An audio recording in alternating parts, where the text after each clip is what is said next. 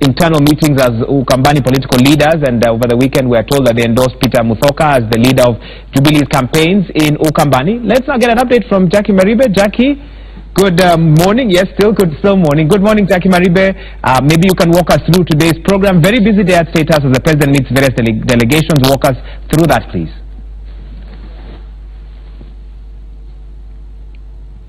I just want to pick up from the sentiments by Hassan Omar. It is these very sentiments, that he is claiming that the Jubilee leadership is hoping from what is happening currently in Ukambani, and that explains the meeting that President Uhuru Kenyatta and his deputy William Ruto will be holding here in the course of this morning going into early afternoon, of course, meeting several Ukambani leaders. We had been told initially they were expecting up to at least 500 of them who are still making their way here to State House Nairobi. And we will remember just yesterday the Deputy President was in Machakos County, where he led a number of Jubilee leaders, of course, touting the gains that Jubilee reaped in the August 8th election, and saying that this was an obvious indication that a tide was changing and they would be able to reap, of course, from a region that has been a NASA stronghold. This is the backyard of the NASA deputy, or rather running mate Kalonzo Musyoka. However, Wahiga, just a quick clarification: the President and his deputy are currently in a closed-door meeting with the Kenya Private Sector Alliance, that's KEPSA. My colleague Mombi Waroy will be following up on that, on the business aspect. She'll be giving us the details of that as soon as that meeting is over. But back to hear where the Ukambani leaders are said to come from. I just want to take you through, Wahiga, the numbers of August 8th according to the results that IEBC received.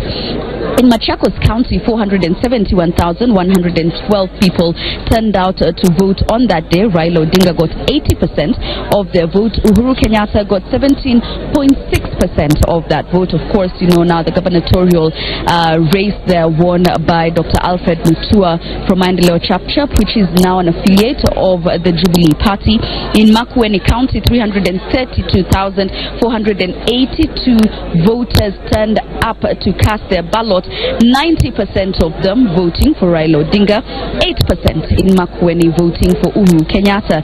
And in Kitui, 359,358 voters turned out, 79% of voting for Raila Odinga and 18% of voting for Uhuru Kenyatta. And this is exactly why they have continued to set their sights on Ukambani, Wahiga, as they hope to rally more to add on to their vote basket, asking them to walk this journey together with them. Now, later this afternoon, Wahiga, they will also be meeting leaders from Bungoma, where, of course, they are touting a big win there by having Ken Lusaka as the Senate Speaker. And now they're hoping that, Wahiga, we call it kurudisha mkono, that they will be getting more numbers from Bungoma County, where 421,916 voters turned out to vote, 68% of them voting for Raila Odinga and 30% of voting for Uhuru Kenyatta. The details of this we will be giving you as this day progresses. Wahiga. Jackie Maribe reporting live from State House. Clearly, it's going to be all about the numbers for the next 35 days as both NASA and Jubilee seek to ring-fence their strongholds, but also they want to tap into areas that did not traditionally vote for them, in unity, so to speak, in the upcoming polls. And that, you can see, is what is happening at State House, where Ukambani leaders and also political leaders from Bungoma will have audience with the President, even as the Jubilee seeks to tap into votes from those regions. Let's now cross over to Naivasha, where Hassan Mugambi is ready to update us on IEBC matters. They are on a 3-day retreat. They need to discuss various issues, including the special projects team, some of the issues that were raised in that memo from Chebukati to Chiloba, among others. And of course, who will handle the elections and how will they be carried out with only 35 days and counting to the date that was gazetted by the chairperson of Chebukati. Hassan, good morning. What can you tell us about that retreat? Well, a very good morning to you, Wahiga. We are at the Great Reefs Lodge here in Naivasha, Nakuru County, where the IEBC team is in a retreat that is also doubling up as a crisis meeting of some sort, just to mend the relationship of a not so, smooth commission that we saw last week. Remember the ups and downs that were, witnessed inside that particular commission that arised from, among other things, the memo by Chairman Chebukati to, the CEO Ezra Chiloba, demanding some questions to be answered in as far as the election irregularities are concerned, and some of the things that got to be mentioned as poll irregularities that actually are seen to have been overseen by the Secretariat in that particular August 8th general election. But then again, we are expecting that also they will be, ironing out the matters in as far as the Secretariat is concerned. We're yet to establish whether indeed Chebukati Chiloba and his team are also part of this particular meeting, or is it a meeting that is going to sail through with, Hussein Marjan and his team. Who will handle the election is in as far as the management of the fresh ordered election by the Supreme Court is concerned, is also some of the questions that are expected to be answered here today in this particular retreat that they are holding here for 3 days, just to iron out matters. Remember, they are also working against time, because the 17th date set is also fast approaching, and they need to get their act together so that they can actually get to deliver that particular poll in good time and in a very smooth way as ordered by the Supreme Court.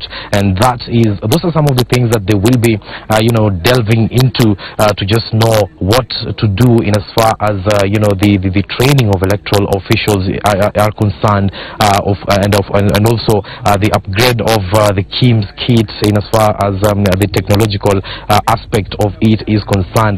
Remember, the technological aspect of the election is one of the things that actually gave the petition by Raila Odinga a very much strength in as far as that particular presidential petition is concerned. So that is those are some of the things that they will be looking at from an angle of once bitten, twice shy here at the Great Reefs. We are also told that they are not going to leave any stone unturned in as far as the relations between the commissioners is concerned. Remember, during that time that the leaked Chebukati memo came out, some of the commissioners wrote and were a dissenting voice in as far as that manner of communication is concerned. That is also expected to be ironed out here. So it is basically a meeting that will be gearing or forging forward a way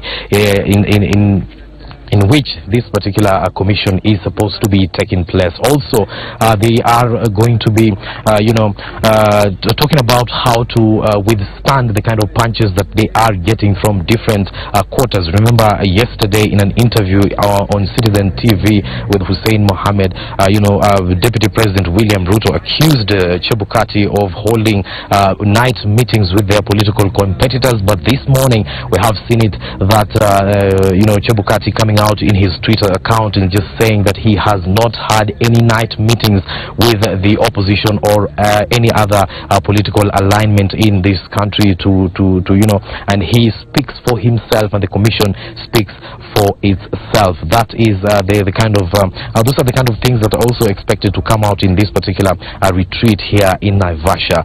And forging forward, as the days lapse, they also are expected to conduct themselves in a way that they know that time is not very much on their side, Wahiga. Well, Hassan Mugambi, thank you so much for that update from the Great Rift Valley Lodge in Naivasha, where IEBC The commissioners plus a section of the Secretariat are holding a 3-day retreat to thrust out or come up with solutions to various issues that have plagued the IEBC over the last couple of days. Matters to do with the leaked memo from Chebukati to Chiloba, issues of who will handle the election, the special projects team as well, all that being discussed. And Hassan Mugambi will tell us more once he gets a chance to speak with them after they've held some of their deliberations for today. Let's now cross over to Uhuru Park, where the nurses are set to hold a public protest of sorts, I believe, bearing in mind the nurses' strike has carried on for over 90 days now, and there is a threat by the Council of Governors that they will sack the health workers starting today. How will the nurses respond to this? Let's join Makori Ongechi for an update now. Makori, good morning. Have you gotten a chance to speak with the nurses or some of the leaders of that particular protest? What are they planning to do today in terms of protest activities? What's their plan? But secondly, what is their response to the threat by the Council of Governors that we will sack all health workers this week? Yeah, very good morning, Wahiga. We are coming live from the Ministry of Health offices here outside the Uhuru Park, where the nurses union, actually the officials, are leading the nurses to begin a strike and demonstrations where they say that they do not agree by the fact that the Council of Governors decided to, give them a threat of sacking the nurses that are on strike. And what they are saying actually is that they are not going to listen to that threat, and that their strike is on until there are maybe concerns, particularly the CBA implementation is actually considered. And therefore I'll speak to one of the officials here, that is Fred Oigo, that is the Deputy National Chairman, who probably will give us one or two preview towards to the maybe a demonstration. Bwana Fred. Yeah, thank you, my brother.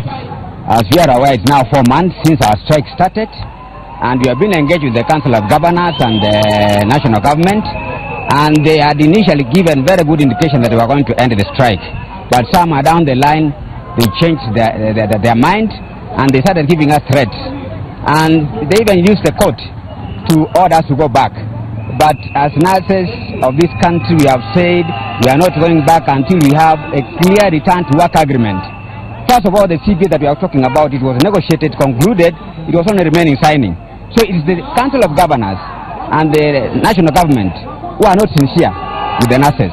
So we are saying, unless they call us back and we agree to sign the CBA, no nurse will go back to work. Yeah. There are claims that your strike is politically motivated. Could you react to that? Actually, those are lies. I can say that's propaganda. Our strike, you have worked with us. You have seen there is no time that we have been inclined. We have inclined ourselves to any political party. Our nurses, our strike is genuine. Actually, from last year, that's when we started engaging, and we had a clear return to work agreement that as from 1st January, we were to start negotiations and conclude 2nd March. But the government sought extension of time, and which we gave them. Then when we started engaging, we concluded the CBA, it was only remaining signing. So unless they sign it, I can tell you, my brother, there is no nurse who will go back. The threats are not helping anything. The issue must come clear, whether they want the Kenyans to continue suffering, or the engagers who sign the CBA go back and suffer the Kenyans. Yeah. And so what is your plan for today? Today, we are launching our weekly demonstrations here in Nairobi, and then we shall also launch the demonstration at the counties. So from here, we shall demonstrate to the Council of Governors to petition them to see the ground also, engage us, and we sign the CBA, go back to work. Thank you. And so, Wahiga, after this, they say they are marching towards the offices of the COG in Westlands, where they will be seeking to address their grievances before the COG. We will be following, actually, and giving you the updates as they come up, of course, right from here in Uhuru Park. Back to you, Wahiga. Well, many thanks indeed, Makori Ongechi, for that update. Just outside the Ministry of Health, just adjacent to Uhuru Park, or just on the road that circumvents Uhuru Park there, just letting us know what is happening in regards to the nurses' strike. We're talking about almost 4 months now that the nurses have been on strike clearly the parties that need to weigh in on this and sort this out need to move quickly, because that is not a good state of affairs when it comes to our health sector. Well, so much happening around Kenya. We'll keep updating you. You are watching Citizen Extra live on Citizen TV. Time now for a quick break. We've got so much more when we return on the other side of this break.